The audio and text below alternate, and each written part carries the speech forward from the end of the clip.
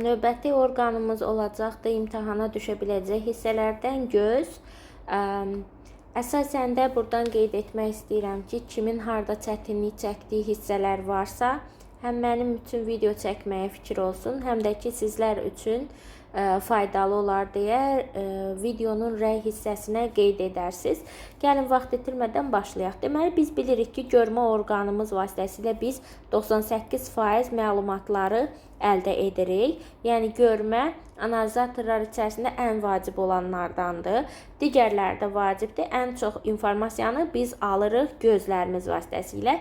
Göz deyirik ki, köməkçi aparatlardan ibarətdir. Bir də əsas görmə orqanımızdan ibarətdir. Köməkçi aparatlara göz qapaqlarıdır, kirpiklərdir, gözü hərəkət etdirən əzələlərdir, hansı ki bir gözdə 6 ədəddir, göz yaşı vəzidir və s. bunları aid eləyə bilərik. Görmə orqanımız haqqında danışmadan öncə bilək ki, bir gözümüzdə onu hərəkət etdirə bilən cəmi 6 dənə əzələ var. Hansı ki bu əzələ növünə görə ennazolaqlı əzələdir və hərəkətləri iradidir. Bizdən asılıdır. Biz istədiyimizdə gözümüzü sağa, sola və s. ora-bura çevirə bilirik. Göz almasını hərəkət etdirən hansı ki bu 6 əzələnin iş prinsipi pozulduqda gözdə çəplik yaranır, göz çəpliyi olur. Hansı ki bu göz çəpliyini də aradan qaldırmaq üçün əməliyyatdan istifadə edilir. Sonra gözümüz neçə qatdan ibarətdir? Gözümüz özü 3 qatdan ibarətdir. Burada gördüyünüz qat, ən xaricdə olan qat ağlı qişadır. Ağlı qişa öndən quzeyli qişa ilə örtülüdür, şəffaf rəngdədir, işığı keçirir, sındırmır.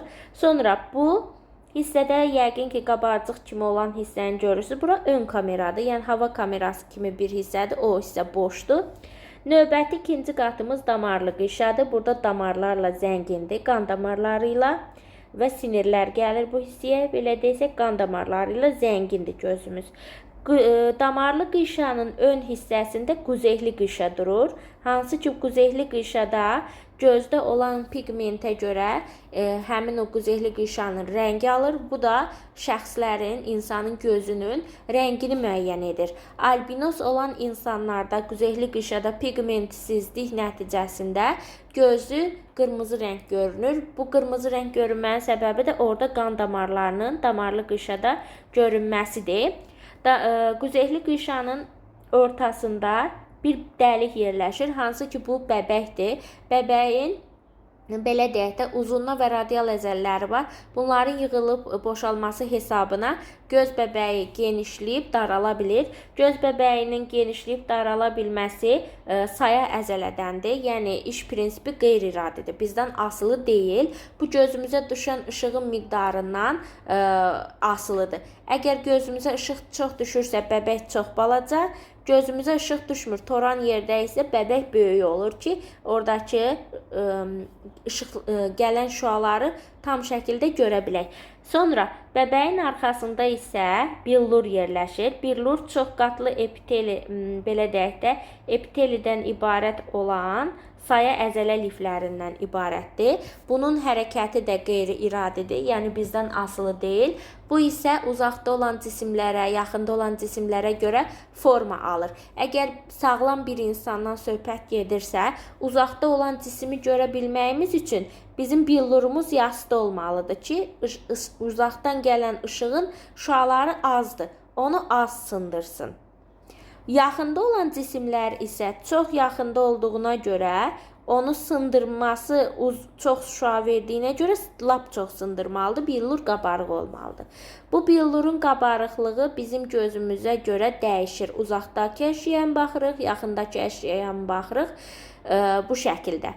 Billurun pozulması, yəni qabarıqlığının itməsi və yaxud da ki tam qabarıq şəkildə qalması ilə sonradan qazanılmış xəstəlik olan yaxından görmə və uzaqdan görmə xəstəlikləri yaranır. Bu necədir? Əgər yaş artdıqca və yaxud da hərəkət edən nəqliyyatda, yeriyərkən kitab oxuduqda, bu tipli telefona çox yaxından baxdıqda, bu tipli televizordu yaxından baxdıqda bu zaman gözdə billurunda problemlər yarana bilir. O necə olur? Gəlin buradan indi gözün qüsurlarından da danışaq. Hansı ki Müəyyən yaşdan sonra gözdə billur qabarıq olur. Elə deyilmi? Billur çox qabardı. Billur çox qabarır. Bura gözün torlu qişasıdır. Torlu qişa. Əgər torlu qişadsa, bizim tutaq ki, burada olan bir cismimiz var. Tutaq ki, belə göstərirəm, ox işarəsindən göstərə bilərəm. Bir də burada göstərirəm, belə bir cismimiz var. Bu şəkildə. 2 dənə cisim var. Bu cismin biri yaxındır, biri uzaqdır. Billur isə çox qabarıqdır. Billur çox qabarıq olduğuna görə yaxında olan cismi torunu, daha doğrusu xəyalını götürüb torlu qişada alındıracaq. Özdə kiçildilmiş tərsinə vəziyyətdə. Çünki billurun qabarıq olması yaxından görməni təmin edir. Işıq çox gəlir, yaxın olduğuna görə və o onu sındıraraq tam gətirib torlu qişanın üzərində saxlayır. Uzaqda olan cisimlər isə verdiyi işıq siqnalları çox az olduğuna görə billur da çox qabarıqdır deyə bunu çox sındırır və beləliklə işıq gəlib, belə deyək də, reseptordan gələn işıq şüaları torlu qişaya gəlib çatmır. Torlu qişadan öndə alınır və beləliklə də bu insan yaxını görür, billur çox qabarıq olduğuna görə. Uzağı görə bilmir və beləliklə yaxından görmə problemi yaranır. Yaxından görmə problemini də aradan qaldırmaq üçün əgər billur çox qabarıqdırsa, ona hər iki tərəfi çökük olan səpici linzalardan istifadə etmək lazımdır. Bu sonradan qazanılmışdır. Bəs anadan gəlmə nə vəziyyətdə ola bilər? Anadan gəlmə yaxından görmə qüsurunda isə göz almasının uzanması hesabına yarana bilər. Növbəti qüsurumuz isə nə olacaqdır? Gəlin ondan danışaq. Billurun yastılaşması, yəni billur qabarıqlığını itiribdir. Billur qabarıqlığını itiribsə, deməli yenə bir cisim çəkək bura. Bir uzaqda olan cisim, bir də yaxında olan bir cisim. Bu şəkildə. Uzaqda olan cisimlərin, belə deyək də, verdiyi işıq siqnalları çox uzaqda olduğuna görə billur da yastıdır. Bunu tam onsuz zəif idi, tam da sındırmır. Və beləliklə işıq şüaları, uzaqda olan işıq şüaları gəlib torlu qişada alınır, xəyalı.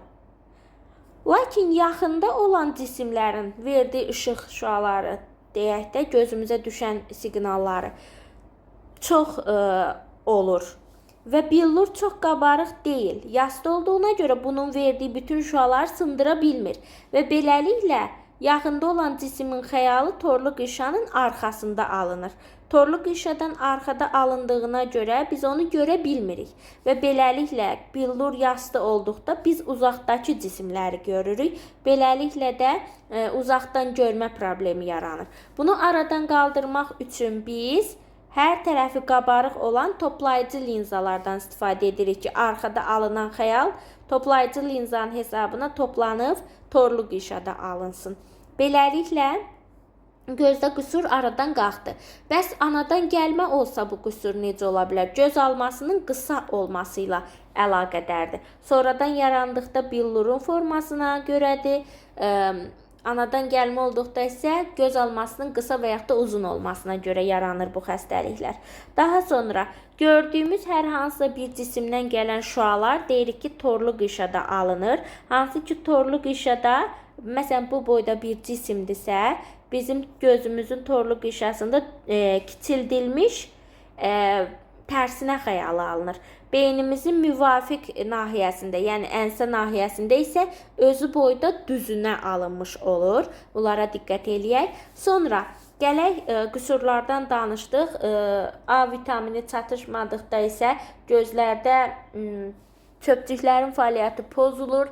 Beləliklə insanda toyuq körlüğü yaranır. Onlar toran işıqda görə bilmirlər. Daltonizm xəstəliyi var. X xromosomu ilə ilişiklik keçən resessiv gen xəstəliyidir. Burada isə kolbacıqların fəaliyyəti pozulur. Bunun müalicəsi yoxdur. Həmin insanlar belə deyək, yaşıl və qırmızı rəngləri görə bilmir. Onlar boz rəngdə görür. Gələk gözümüzün içində olan sinirdən, sarı ləkə, kör ləkə hissəsindən danışaq. Görmə sinirinin, görürsünüz bu hissədə, görmə siniri çıxır kör ləkədən. Kör ləkədən çıxan sinir hissəsində nə? Heç bir reseptor olmur. Nə kolbacıqlar, nə də ki, belə deyək,